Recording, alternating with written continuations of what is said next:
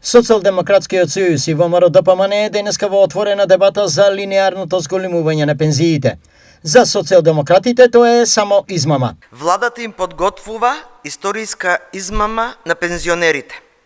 Пензионерите ќе бидат два пати оштетени со оваа одлука.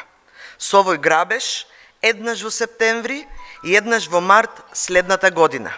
За пензија од 20.000 денари, зголемувањето ќе беше 1000 денари, исто како што сега е со линеарното зголемување.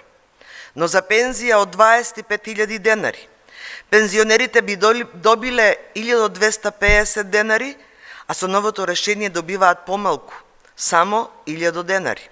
ВМРО-ДПМНЕ од друга страна пак сметаат дека Социјалдемократскиот сојуз се виновни што ги донесува пензионерите на работна екзистенција 7 години. Откако за 7 години власт СДС и Тренчевска пензионерите ги донесува на работна екзистенција, сега се против тие да го добијат заслуженото.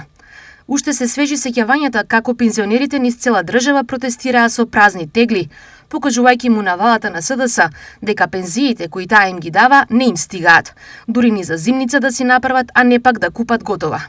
СДС и Тренчевска може да се противат колку сакаат. Пензионерите со владата предводена од ВМРО-ДПМНЕ ќе го добијат заслуженото кое им беше ускратено изминатите 7 години. Стои во реакцијата на ВМРО-ДПМНЕ.